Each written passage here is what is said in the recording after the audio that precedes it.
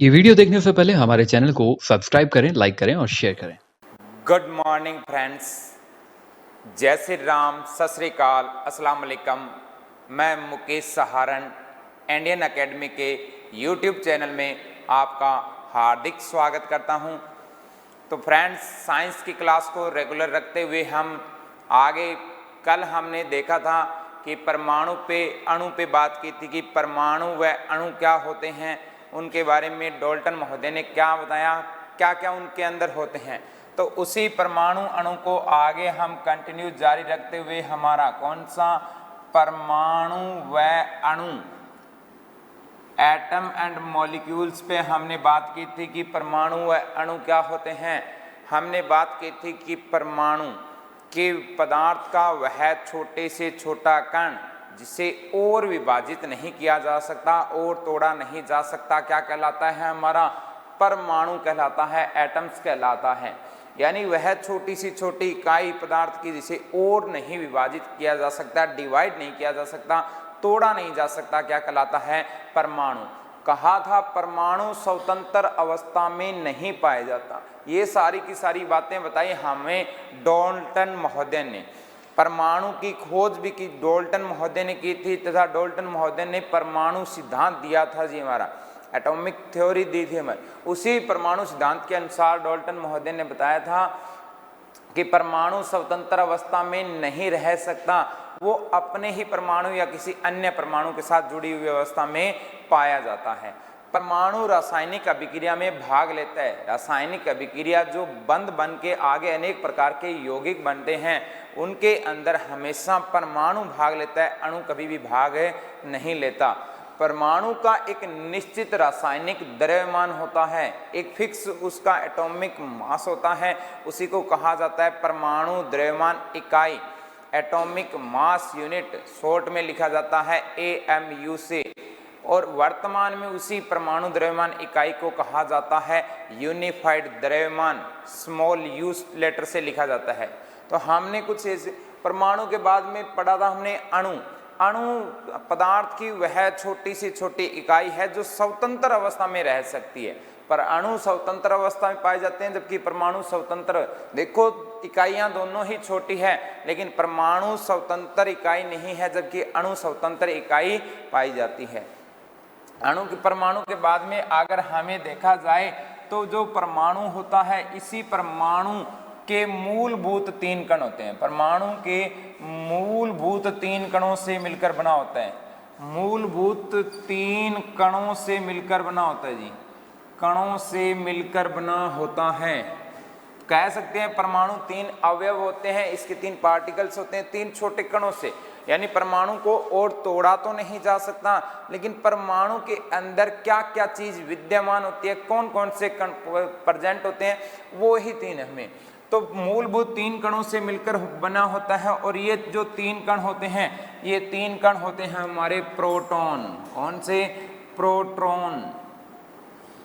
इसके अलावा होते हैं इलेक्ट्रॉन। कौन सा? प्रोटॉन, इलेक्ट्रॉन व न्यूट्रॉन। व न्यूट्रॉन 3 मूलभूत कण होते हैं इनके। हालांकि और भी होते हैं लेकिन मेनली एक किसी भी परमाणु के अंदर 3 मूलभूत कण होते हैं, प्रोटॉन, इलेक्ट्रॉन, न्यूट्रॉन। इन्हीं तीनों पे हमने चर्चा करनी है कि प्रोटॉन, इलेक्ट्रॉन, न्यूट्रॉन तीनों के अंदर शानदार क्वेश्चन बनते हैं। हर एग्जाम में इनमें से क्वेश्चन पूछा जाता है। परमाणु के मूलभूत 3 कण, प्रोटॉन, इलेक्ट्रॉन, न्यूट्रॉन, इन्हीं तीनों को कंपैरिजन करके देखें तो सबसे पहले हमें कि अवयवी कण कौन सा है, अवयवी कण कौन सा है हमारा। इसके बाद में इनकी खोज किसने की थी, खोजकर्ता की खोज किसने की, खोजकर्ता कौन है इनका, कि किसने डिस्कवर किया। इसके बाद में इनके ऊपर आवेश कितना होता है, कि आवेश चार्ज कितना पाया जाता है। और लास्ट जो हमारा होता है द्रव्यमान, कि इन पे द्रव्यमान कितना है, इनका मास कितना होता है। द्रव्यमान यानी इनका मास कितना है। तीनों पार्टिकल पे अलग अलग बातें करेंगे। अवयवी कण में सबसे पहला देखा जाए तो प्रोटॉन पे बात करते हैं। किस पे? प्रोटॉन। और इसी प्रोटॉन की सबसे पहले तो खोज हमें ध्यान रखना है। अवयवी कण कौन सा हमारा प्रोटॉन। प्रोटॉन की खोज किसने की, बहुत ही इंपॉर्टेंट, तो प्रोटॉन की खोज की थी गोल्डस्टीन ने। किसने खोज की थी जी, गोल्डस्टीन नामक वैज्ञानिक ने इसकी खोज की थी। प्रोटॉन की खोज किसके द्वारा की गई, गोल्डस्टीन के द्वारा की गई। लेकिन सीबीएसई बोर्ड की जो बुक्स है उनके अंदर हमें गोल्डस्टीन नहीं मिलता, रदरफोर्ड भी मिलता है। किसमें, रदरफोर्ड वैज्ञानिक, ये मिलता है हमें सीबीएसई बोर्ड के अनुसार। जो सीबीएसई बोर्ड के अनुसार कौन सा माना जाता है, रदरफोर्ड। लेकिन वास्तव में जो गोल्डस्टीन है, खोजकर्ता कौन आएगा, गोल्डस्टीन। लेकिन सीबीएसई बोर्ड किसको मानती है, रदरफोर्ड को। दोनों ही ऑप्शन सही है, 100% गोल्डस्टीन सही है, लेकिन सीबीएसई बोर्ड के अनुसार कौन माना जाता है, रदरफोर्ड। वास्तव में रदरफोर्ड ने प्रोटॉन की खोज नहीं की थी, रदरफोर्ड ने तो धनावेशित न्यूक्लियस जो नाभिक होता है उसकी खोज, नाभिक की खोज तो रदरफोर्ड ने की थी। लेकिन सीबीएसई मानती है कि प्रोटॉन की खोज भी किसने की है, रदरफोर्ड ने की है। अगर हमें इस पे आवेश देखा जाए कि प्रोटॉन पे आवेश कितना होता है, तो प्रोटॉन पे आवेश होता है प्लस 1.6 इंटू 10 की पावर -19 यानी कुलाम। आवेश का मात्रक होता है कुलाम, आवेश का मात्रक कुलाम होता है। कुलाम लिखो या इसे क्यू से भी लिखा जाए। तो आवेश होता है 1.6 इंटू 10 की पावर -19 कुलाम होता है। गोल्डस्टीन ने इसकी खोज की थी, हमें गोल्डस्टीन ध्यान रखना है। अगर द्रव्यमान देखा जाए हमारा कि प्रोटॉन पे द्रव्यमान कितना होता है, तो 1.672 इंटू 10 की पावर -27 केजी किलोग्राम, 1.672 इंटू 10 की पावर -23 किलोग्राम द्रव्यमान होता है हमारा प्रोटॉन पे। अगर बात की जाए सेकंड पार्टिकल्स हमारे इलेक्ट्रॉन, अगर इलेक्ट्रॉन में देखा जाए कि इलेक्ट्रॉन की खोज किसने की, तो इलेक्ट्रॉन की खोज की थी जी जे टॉमसन ने। किसने खोज की, जे टॉमसन ने इलेक्ट्रॉन की खोज। इलेक्ट्रॉन की खोज जे टॉमसन या जे थॉमसन भी लिखा जाता है, दोनों ही वर्ड सही है, टॉमसन या थॉमसन। जे टॉमसन या जे थॉमसन ने इलेक्ट्रॉन पर हमारे कण की खोज की थी। अगर इलेक्ट्रॉन पे हमें आवेश पूछा जाए, तो आवेश जितना प्रोटॉन पे होता है उतना ही इलेक्ट्रॉन पे होता है। जितना प्रोटॉन पे आवेश है उतना ही किस पे होता है, प्रोटॉन पे आवेश होता है 1.6 इंटू 10 की पावर -19 कुलाम, जबकि इलेक्ट्रॉन पे होता है 1.6 इंटू 10 की पावर -19 कुलाम। यानी आवेश दोनों में बिल्कुल समान होता है, परंतु फिर भी बहुत बड़ा अंतर है। जो प्रोटॉन होता है इसी को P से लिखा जाता है। आगे हम बार बार P पॉजिटिव प्लस से लिखेंगे या P से लिखेंगे, P प्रोटॉन P पॉजिटिव, इस पे आवेश पाया जाता है प्लस में। देखिए ये सिंबल पहले बहुत ही इंपॉर्टेंट है। प्रोटॉन पे आवेश 1.6 इंटू 10 की पावर -19 कुलाम होता है, लेकिन किस में होता है, ये पॉजिटिव में होता है, प्लस में होता है। जबकि इलेक्ट्रॉन पे जो आवेश पाया जाता है 1.6 इंटू 10 की पावर -19 कुलाम, लेकिन माइनस में नेगेटिव चार्ज में पाए। ये किस में होता है, यानी कह सकते हैं प्रोटॉन और इलेक्ट्रॉनों पे आवेश तो समान होते हैं, लेकिन एक में पॉजिटिव के रूप में पाया जाता है, एक में नेगेटिव। यानी एक में जितना प्लस होगा दूसरे में उतना ही माइनस। अगर हम इस पे द्रव्यमान की बात की जाए कि इलेक्ट्रॉन का द्रव्यमान कितना होता है, तो 9.1 इंटू 10 की पावर -31 केजी किलोग्राम, 9.1 इंटू 10 की पावर -31 किलोग्राम द्रव्यमान होता है हमारा किसका, इलेक्ट्रॉन का। तीसरा पार्टिकल देखा जाए तो हमें आता है जी न्यूट्रॉन। कौन सा, न्यूट्रॉन। और अगर न्यूट्रॉन की खोज पूछी जाए कि न्यूट्रॉन के खोजकर्ता कौन से हैं, तो इसके खोजकर्ता हैं हमारे जेम्स चैडविक। जेम्स चैडविक, हमें चैडविक भी मिल सकता है, जेम्स चैडविक भी मिल। तो न्यूट्रॉन की खोज किसने की थी जी? हमारे जेम्स चैडविक ने। न्यूट्रॉन पे अगर आपसे आवेश पूछ लिया जाए कि न्यूट्रॉन पे आवेश कितना होता है, तो खुद नाम बता रहा है जी हमारा। देखिए प्रोटॉन को लिखा जाता है P+ से, इलेक्ट्रॉन को लिखा जाता है E- से। आगे हम बार बार इन्हीं संकेतों के अकॉर्डिंग जहां जहां प्रोटॉन होगा वहां P लिखेंगे, जहां इलेक्ट्रॉन होगा E- से लिखेंगे। न्यूट्रॉन को लिखा जाता है N0 से, N0 से लिखा जाता है। इसी कारण से न्यूट्रॉन न्यूट्रल है, उदासीन है, इसका आवेश होता है 0। प्रोटॉन पे प्लस में आवेश P, प्रोटॉन P पॉजिटिव आवेश। इलेक्ट्रॉन E होता है माइनस में आवेश पाए, जबकि न्यूट्रॉन न्यूट्रल है, उदासीन है, आवेश पाया जाता है 0। इसके बाद में अगर न्यूट्रॉन का द्रव्यमान देखा जाए कि न्यूट्रॉन पे द्रव्यमान, न्यूट्रॉन का द्रव्यमान होता है 1.6 इंटू 1.675 इंटू 10⁻⁻27 kg किलोग्राम। अब देखिए प्रोटॉन की खोज गोल्डस्टीन ने, इलेक्ट्रॉन की खोज जे टॉमसन ने, न्यूट्रॉन की खोज जेम्स चैडविक ने की थी। अगर हम देखा जाए आगे आवेश पे देखा जाए कि तीनों के अंदर क्या क्या आवेश होगा क्या नहीं, तो सामान्य सी बात है, एक हमारा परमाणु होता है विद्युतीय रूप से उदासीन होता है। यानी विद्युतीय रूप से उदासीन होता है, क्यों होता है? क्योंकि जितना पॉजिटिव चार्ज होता है उतना ही नेगेटिव चार्ज होता है, एक दूसरे को क्या कर देते हैं, ये कैंसल आउट कर देते हैं। जितना प्लस में आवेश उतना ही माइनस आवेश एक परमाणु के अंदर होने के कारण से ये एक दूसरे को कैंसल कर देते हैं। और न्यूट्रॉन पे वैसे ही 0 है, तो एक परमाणु अगर पूछा जाए कि परमाणु विद्युतीय रूप से होते हैं धनावेशित ऋणावेशित दोनों, इनमें से कोई नहीं, या ये तो हमें कौन सा? एक परमाणु हमेशा विद्युतीय रूप से उदासीन होता है, न्यूट्रल होता है, क्योंकि जितना पॉजिटिव उतना ही नेगेटिव एक दूसरे को कैंसल आउट कर देते हैं। जबकि न्यूट्रॉन पे आवेश हमेशा कितना होता है? 1.6 into 10⁻⁻19 coulomb, 1.6 into 10⁻⁻19 coulomb.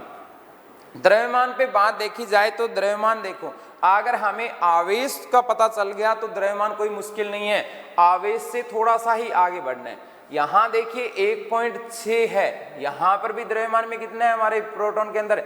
1.672 into 10⁻⁻23 kilogram. कितना है यहाँ पे हमारा?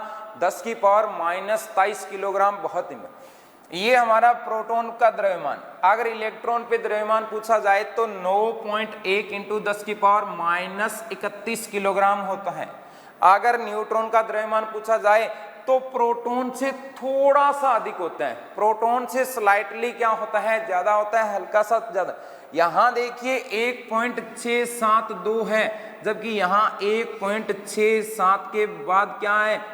यानी अंतर केवल कितना है? 0.003 का है। यहाँ पे 1.672, यहाँ पे 1.675, अंतर केवल इनके अंदर है। यानी कह सकते हैं हमारे न्यूट्रॉन का द्रव्यमान प्रोटॉन से थोड़ा सा अधिक है। आगे देखो 10⁻⁻27 kg, 10⁻⁻27 kg। तो प्रोटॉन का द्रव्यमान और न्यूट्रॉन का द्रव्यमान लगभग समान होता है, लेकिन न्यूट्रॉन का थोड़ा सा अधिक होता है। लगभग समान है, बिल्कुल समान नहीं है, थोड़ा सा ज्यादा किसका होता है? न्यूट्रॉन। अगर क्वेश्चन हमें एग्जाम में मिल जाए कि प्रोटॉन, इलेक्ट्रॉन, न्यूट्रॉन तीनों मूलभूत कणों में सबसे ज्यादा द्रव्यमान किसका होता है, तो मैं भी अगर इस तरीके से ये तीनों ऑप्शन लिख के दे दे कि प्रोटॉन का इतना, इलेक्ट्रॉन का इतना और न्यूट्रॉन का ये द्रव्यमान है, बताइए इनमें से सबसे ज्यादा द्रव्यमान किसका होगा, तो मैं भी मेरे हिसाब से 90% स्टूडेंटों का तो ध्यान जाता है कि सर ये तो 1.6 है, ये 9.1 है, ये 1.6, तो सबसे ज्यादा द्रव्यमान किसका होना चाहिए? स्टूडेंटों के अकॉर्डिंग लगभग 90% क्या करेंगे कि इलेक्ट्रॉन का द्रव्यमान सबसे अधिक है। क्यों? यहाँ उनको 9.1 दिखाई दे रहा है, यहाँ उनको 1.6 दिखाई दे रहा है, यहाँ भी 1.6। आपके अकॉर्डिंग 9.1 होना चाहिए, लेकिन नहीं होगा, क्योंकि आगे पावर को काउंट कीजिए, यहाँ -27 है और यहाँ -31 है। पावर देखिए कितनी। कहा जाता है मैथ के अकॉर्डिंग कि जितनी ज्यादा पावर माइनस में, जितनी पावर माइनस में ज्यादा होगी उतनी ही उसकी वैल्यू, मान कम होता है। जितनी पावर माइनस में ज़्यादा उतना ही मान क्या होता है, हमेशा कम होता है। तो कह सकते हैं सबसे कम द्रव्यमान होता है, सबसे कम द्रव्यमान किसका होता है, हमारा इलेक्ट्रॉन का। सबसे कम द्रव्यमान किसका पाया जाता है, इलेक्ट्रॉन का। सबसे कम द्रव्यमान हमेशा इलेक्ट्रॉन का ही होता है। यानी प्रोटॉन और न्यूट्रॉन के कंपैरिजन में देखा जाए तो इसका द्रव्यमान नगण्य माना जाता है। यानी जितना प्रोटॉन और न्यूट्रॉन का द्रव्यमान होता है उसकी तुलना में इलेक्ट्रॉन के द्रव्यमान को नगण्य के बराबर माना जाता है, क्योंकि पावर -31 है। अगर सबसे ज्यादा द्रव्यमान पूछ ले जाए तो सबसे अधिक न्यूट्रॉन का होता है। सबसे अधिक किसका द्रव्यमान है, सबसे अधिक द्रव्यमान न्यूट्रॉन का होता है। बहुत ही इंपॉर्टेंट बात। हो सकता है हमें एग्जाम में ये भी दे दे प्रोटॉन इलेक्ट्रॉन के द्रव्यमान तीनों के क्रम से ये है, इनको आप बढ़ते हुए क्रम में या घटते हुए क्रम में कौन सा क्रम सही है, तो हमें ध्यान देना है सबसे ज्यादा द्रव्यमान न्यूट्रॉन का, उसके बाद में प्रोटॉन का, उसके बाद में इलेक्ट्रॉन का। यानी सबसे कम द्रव्यमान किसका पाया जाता है, इलेक्ट्रॉन का होता है। आपके सामने है, ध्यान रखना जितनी पावर माइनस में ज्यादा उतनी ही वैल्यू कम होती है। हमें केवल 9 नहीं देखना, उस पे पावर भी देखना है माइनस में है, और माइनस में जितनी ज्यादा पावर होगी उसकी वैल्यू उतनी ही कम होती है। अभी तक केवल यहां तक क्वेश्चन आते थे कि प्रोटॉन का द्रव्यमान निम्न में से कौन सा है, इलेक्ट्रॉन। ये तो हमने पढ़ लिया, लेकिन एग्जामिनर थोड़ी सी हमारे साथ चालाकी कर सकता है। देखिए इस कई बार अब जहां तक संभावना ये है, हमें ये देगा कि प्रोटॉन का द्रव्यमान निम्न में से कितना होता है। हमने रट्टा मारा है प्रोटॉन का 1.672 × 10 की पावर -27 किलोग्राम केजी, लेकिन वहां ऑप्शन में हमें किलोग्राम ऑप्शन ही नहीं मिले कि किलोग्राम कहीं हमें मिले ही नहीं, यूनिट ही नहीं मिले वहां पे। तो क्या करोगे, किलोग्राम को चालाकी से हमें 1.672 × 10 की पावर, अगर यहाँ ग्रामों में ऑप्शन मिल जाए हमें, किलोग्राम को क्या कर दे वो ग्रामों में, तो जो मैथ के स्टूडेंट है वो तो इसको सोल्व कर लेते हैं, लेकिन दूसरे स्टूडेंटों को बहुत बड़ी समस्या आती है कि सर अब क्या आएगा, इसकी पावर कितनी आएगी। तो देखो किलोग्राम को किस में बदलना पड़ेगा आपको, ग्राम में। अब किलोग्राम को ग्राम में बदलने के लिए क्या कर सकते हैं, देखो किलोग्राम को ग्राम में बदलना है। किसको, किलोग्राम को किस में बदलना है हमने, ग्राम में। नॉर्मल सी बात है, जब किसी बड़ी वैल्यू, किलोग्राम क्या है, एक बड़ा मात्रक का है, ग्राम क्या होता है, एक छोटा मात्रक होता है। बड़े मात्रक को छोटे मात्रक में बदला जाता है तो हम या तो गुणा करेंगे या भाग करेंगे, इनमें से करेंगे एक। हमें पता होना चाहिए कि बड़े मात्रक से छोटे मात्रक में बदलना हो तो गुणा होगा या भाग होगा, खुद बताता है, हमें करने की आवश्यकता नहीं है, खुद बताएगा। देखो किलोग्राम होता है बड़ा मात्रक, किलोग्राम क्या है, ये एक बड़ा मात्रक है। इससे क्या बनाने हैं, हमने ग्रामों में कन्वर्ट करना है इसको। किसमें, किलोग्राम को क्या करना है, ग्रामों में। तो किलोग्राम को काट दो, क्या करो जी, बड़े से छोटे बनाने हैं तो बड़े को क्या करना पड़ेगा, काटना। जब किलोग्राम को काटेंगे तो किस में बदलेगा, ग्राम में, यानी क्या करना पड़ेगा, गुणा करना पड़ेगा। किलोग्राम को काटेंगे, किसका सिंबल बन रहा है, गुणा का, हमारा मल्टीपल। तो 1 किलोग्राम में कितने ग्राम होते हैं, सभी को पता है 1000 ग्राम। 1 किलोग्राम में कितने ग्राम होते हैं, 1000 ग्राम होते हैं। इसी 1000 ग्राम को लिखने के तरीके होते हैं 10 × 10 × 10 भी लिख सकते हैं, और इसी को लिख सकते हैं 10 की पावर 3। क्या लिख सकते हैं, 10 की पावर 3। तो हमारा यहाँ देखिए हमने क्या कहा कि 1.672 × 10 की पावर -23 किलोग्राम है। इसको अगर ग्राम में बदलना हो तो 10 की पावर 3 से क्या कर दो, गुणा कर दो, ग्राम में बदल जाएगा। गौर कीजिए यहाँ पावर है 10 की पावर 3 प्लस में, कितनी है, 10 की पावर 3 प्लस में है, जबकि यहाँ पे 10 की पावर -23 माइनस में, प्लस वाली माइनस को आउट कर देगी, पावर बच जाएगी 10 की पावर -24 ग्राम। बहुत ही इंपॉर्टेंट क्वेश्चन बनेगा, 1.672 × 10 की पावर -24 ग्राम। किलोग्राम में ऑप्शन नहीं है तो ग्रामों में, और ग्रामों में हमें बदलना आना चाहिए। बड़े मात्रक, कोई भी बड़ा मात्रक है उसको छोटे मात्रकों में बदलना है तो बड़े मात्रक को क्या कर दो जी, काट दो, यानी गुणा कर दो, अपने आप किस में बदल जाएगा, छोटे मात्रकों में। और छोटा मात्रक इसी तरीके से इन तीन दोनों के भी हमें ग्रामों में बना के अपने आंसर दे सकते हैं। तो हमारे जो परमाणु होता है उसका 3 मूलभूत कण होते हैं, फंडामेंटल 3 हमारे कण होते हैं जिनसे मिलकर बना होता है हमारा परमाणु। सबसे पहले प्रोटॉन, प्रोटॉन को P पॉजिटिव से लिखा जाता है।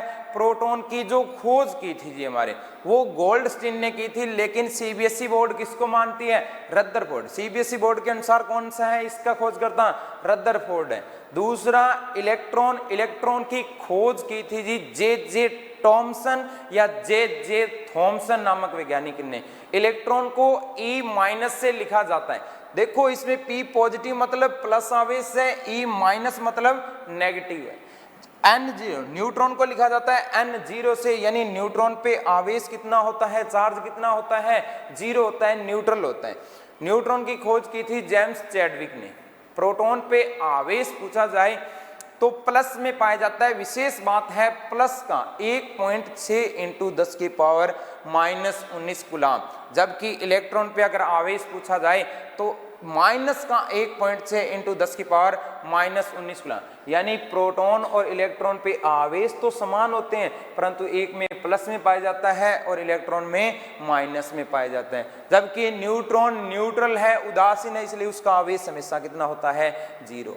अगर द्रव्यमान की बात की जाए तो प्रोटॉन का द्रव्यमान होता है 1.6, देखो यहां तक तो खुद ही बता, 1.672 × 10⁻⁻23 किलोग्राम, किलोग्राम में बोल। अगर इलेक्ट्रॉन का द्रव्यमान पूछा जाए तो 9.1 × 10⁻31 किलोग्राम। अगर हमें न्यूट्रॉन का द्रव्यमान पूछा जाए तो 1.675 आएगा, थोड़ा सा अंतर है, यहाँ 5 आ जाता है, × 10⁻⁻23 किलोग्राम। ये किलोग्रामों में है, इसको ग्रामों में बदल के आप वैल्यू लिख सकते हो। तो मूलभूत तो 3 कण होते हैं, इसके अलावा भी छोटे छोटे हमारे पास और कण पाए जाते हैं। तो परमाणु के मूलभूत 3 कणों में हमने पढ़ा प्रोटॉन, इलेक्ट्रॉन, न्यूट्रॉन। इनके अलावा भी कुछ कण पाए जाते हैं, जैसे पॉजिट्रॉन, पॉजिट्रॉन, न्यूट्रिनो, बोसोन कण या ईश्वरीय कण या गॉड पार्टिकल्स।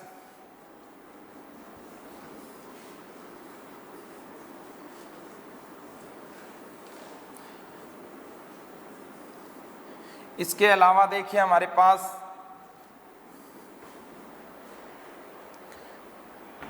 नेक्स्ट अगर देखा जाए तो पॉजिट्रॉन, पॉजिट्रॉन, पॉजिट्रॉन भी एक कण होता है। पॉजिट्रॉन की खोज की थी एंडरसन ने, पॉजिट्रॉन की खोज एंडरसन ने की थी। खोज किसने की थी पॉजिट्रॉन की? एंडरसन नाम। इसी पॉजिट्रॉन को कहा जाता है इलेक्ट्रॉन का प्रतिकण, इलेक्ट्रॉन का प्रतिकण कहा जाता है, anti particles of electron. Positron यानी इलेक्ट्रॉन का क्या है? अपोजिट है। पॉजिट्रॉन इलेक्ट्रॉन का प्रतिकण कहलाता है, खोज की थी एंडरसन ने।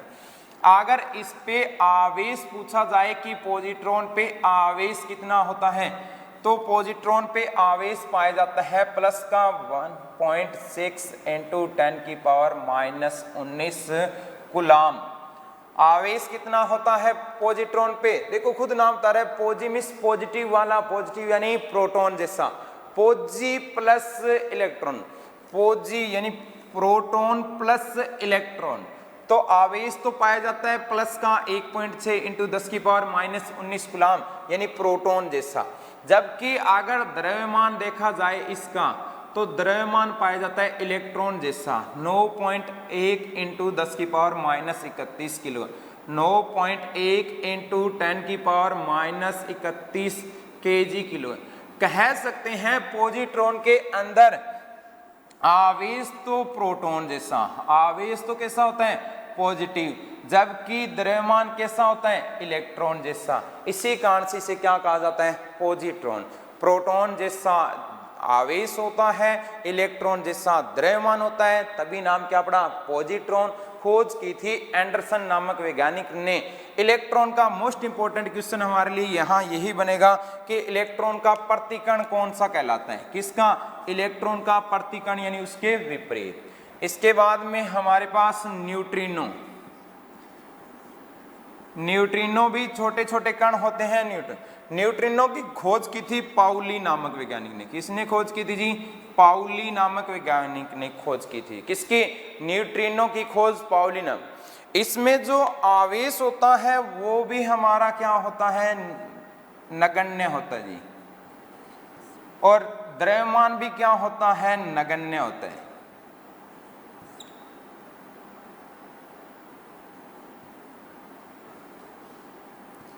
दोनों के अंदर नगण्य न के बराबर आवेश और द्रव्यमान होता है।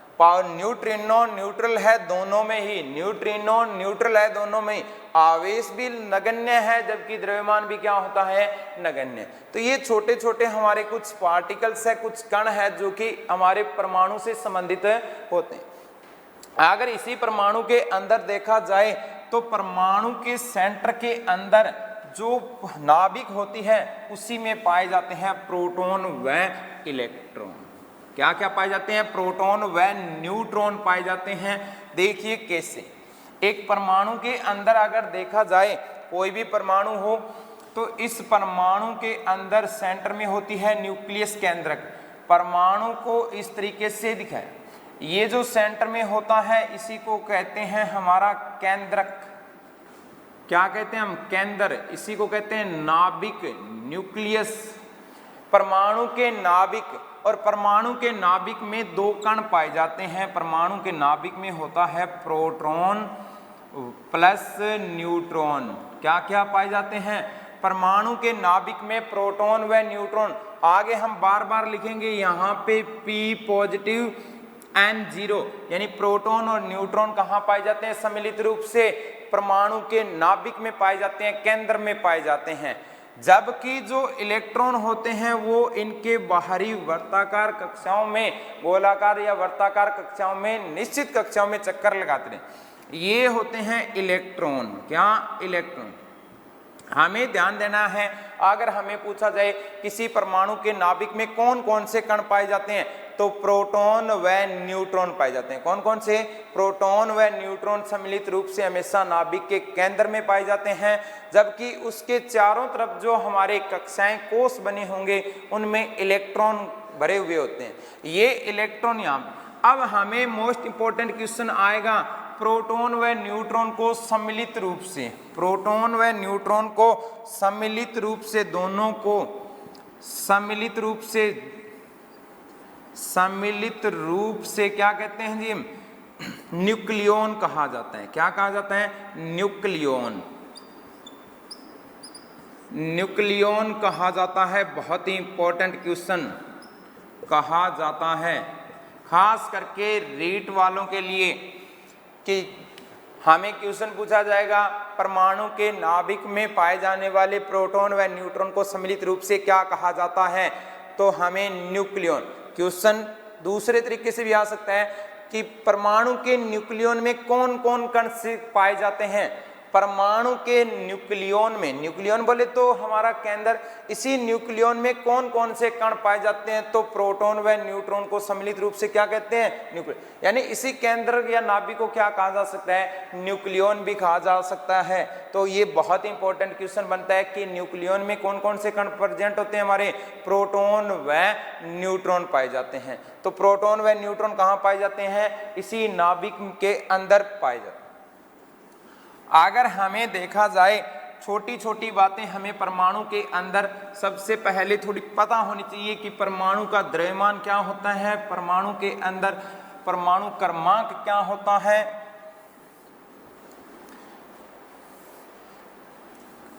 कुछ चीजें होती है। सबसे पहले परमाणु क्रमांक। कौन सा? परमाणु क्रमांक, एटॉमिक नंबर कहा जाता है। परमाणु क्रमांक या एटॉमिक नंबर लिखा जाता है। इसके बाद में देखिए सभी पे चर्चा करेंगे अपने परमाणु क्रमांक, एटॉमिक नंबर। परमाणु द्रव्यमान, परमाणु द्रव्यमान संख्या, परमाणु द्रव्यमान संख्या। इसके अलावा प्रोटॉन की संख्या,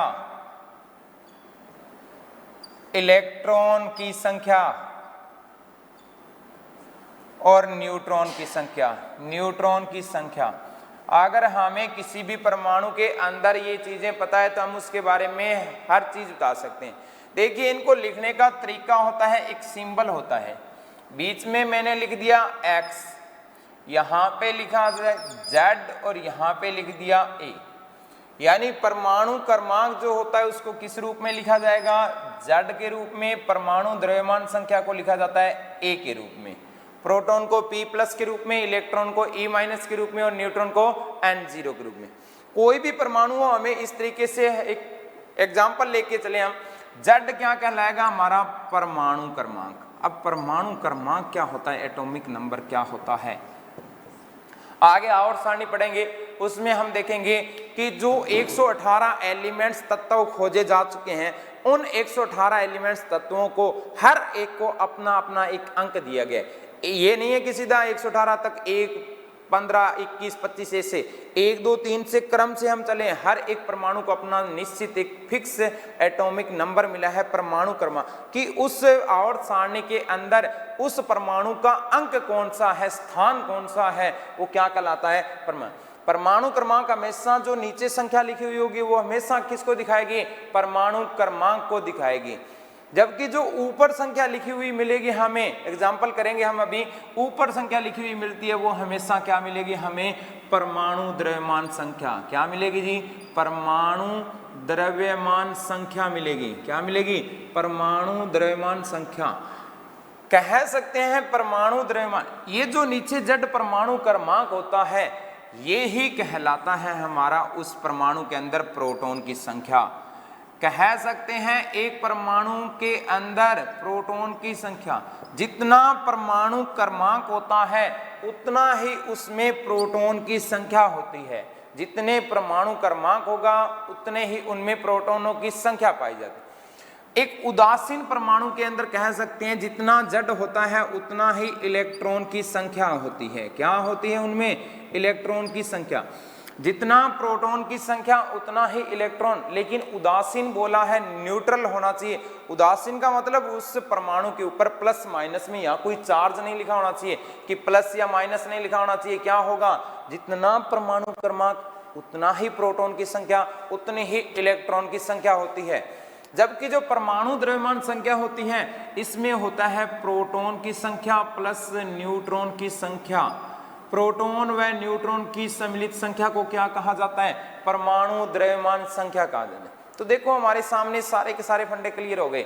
अगर परमाणु क्रमांक पूछा जाए किसी का, जो नीचे संख्या लिखी होगी वो परमाणु क्रमांक। अगर किसी का हमें कोई भी परमाणु देके उसमें इलेक्ट्रॉनों की संख्या पूछी जाए तो जो नीचे सिंबल लिखा होगा, जो संख्या लिखी होगी वो ही इलेक्ट्रॉनों की, जो नीचे संख्या होती है वो ही किसकी होती है, प्रोटॉनों की संख्या। परमाणु क्रमांक प्रोटॉन व इलेक्ट्रॉन की संख्या हमेशा क्या होती है, समान। कह सकते हैं किसी उदासीन परमाणु क्या, किसी उदासीन न्यूट्रल उदासीन परमाणु में कह सकते हैं Z परमाणु क्रमांक इक्वल होता है प्रोटॉन की संख्या के, इक्वल होता है इलेक्ट्रॉन की संख्या के। तीनों क्या होते हैं, बिल्कुल एक समान होते हैं। जितना परमाणु क्रमांक उतना ही प्रोटॉन की संख्या और उतनी ही क्या होती है, इलेक्ट्रॉन की संख्या। अब देखो हमारे पास द्रव्यमान संख्या वो ऊपर लिखी हुई है, प्रोटॉन निकल गया, इलेक्ट्रॉन निकल गया, परमाणु क्रमांक, लेकिन न्यूट्रॉन की संख्या नहीं निकली। न्यूट्रॉन की संख्या निकालना कोई मुश्किल नहीं है। खुद सोचो, ऊपर जो संख्या लिखी है वो प्रोटॉन व न्यूट्रॉन दोनों की संख्या है, तो इस ऊपर वाली संख्या में से नीचे वाली संख्या यानी प्रोटॉन की संख्या को क्या कर दो, माइनस। अगर हमें न्यूट्रॉन की संख्या निकालनी हो, किसकी, न्यूट्रॉन की संख्या अगर हमें निकालनी हो तो हम लिख सकते हैं परमाणु द्रव्यमान संख्या माइनस प्रोटॉन की संख्या। माइनस क्या लिख सकते हैं, हम ये भी लिख सकते हैं न्यूट्रॉन की संख्या बराबर परमाणु द्रव्यमान संख्या A माइनस प्रोटॉन की संख्या। ये भी लिखा जा सकता है परमाणु द्रव्यमान संख्या माइनस Z परमाणु क्रमांक। ये भी लिख सकते हैं A माइनस इलेक्ट्रॉन की संख्या, क्योंकि जितना प्रोटॉन की संख्या होगी उतना ही परमाणु क्रमांक और उतने ही इलेक्ट्रॉन की संख्या होती है। तो किसी भी परमाणु में हमें एक दो एग्जाम्पल लेके चलते हैं। जैसे देखो अगर हमें पूछा जाए 1H1 हाइड्रोजन के बारे में, 1H1 हाइड्रोजन होता है। अगर 1H1 हाइड्रोजन के अंदर हमें इसमें पूछा जाए कि इसका Z परमाणु क्रमांक क्या होगा, तो जो नीचे संख्या लिखी होती है वो हमेशा क्या होता है, परमाणु। तो हाइड्रोजन का परमाणु क्रमांक 1।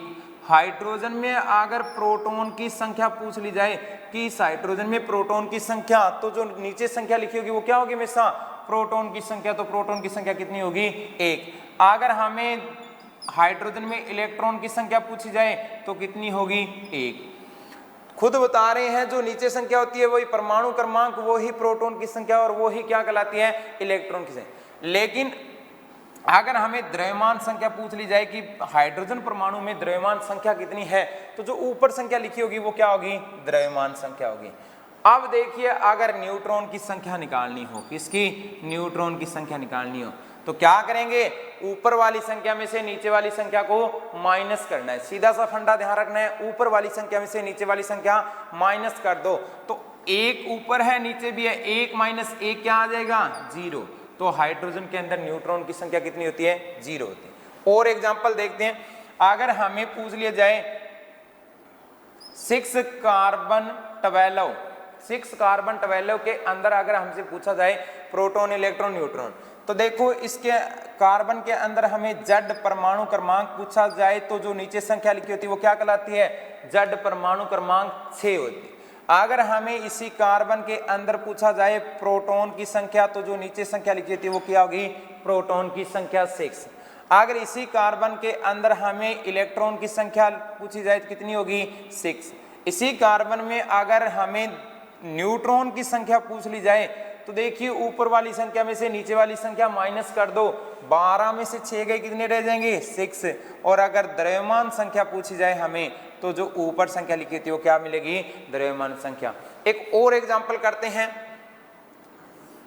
अगर हमें जो बहुत ज्यादा बार एग्जाम में क्वेश्चन पूछा हुआ है, अगर हमें कह दिया जाए 11Na सोडियम 23, कौन सा, 11 सोडियम 23, अगर इसके बारे में हमें पूछा जाए सोडियम के बारे में कि सोडियम का Z परमाणु क्रमांक कितना होता है, तो सोडियम का परमाणु क्रमांक कितना होगा, 11, क्योंकि नीचे संख्या कौन सी है, 11 है। अगर सोडियम के अंदर प्रोटॉन की संख्या पूछी जाए तो कितनी होगी, 11, क्योंकि नीचे संख्या कौन सी है। सोडियम के अंदर अगर इलेक्ट्रॉन की संख्या पूछी जाए तो कितनी होगी, 11। सोडियम का अगर न्यूट्रॉन की संख्या पूछी जाए, बहुत ही इंपॉर्टेंट, सोडियम परमाणु 11 सोडियम 23, ये आगे याद करवा दें कि कैसे होंगे कैसे नहीं। तो 11 सोडियम 23, अगर इसके अंदर न्यूट्रॉन की संख्या हमसे पूछी जाए तो देखिए ऊपर वाली संख्या में से नीचे वाली संख्या माइनस करनी है, 23 में से 11 गई, कितनी रह जाएगी, 12। अगर द्रव्यमान संख्या पूछी जाए तो कितनी होगी, 23।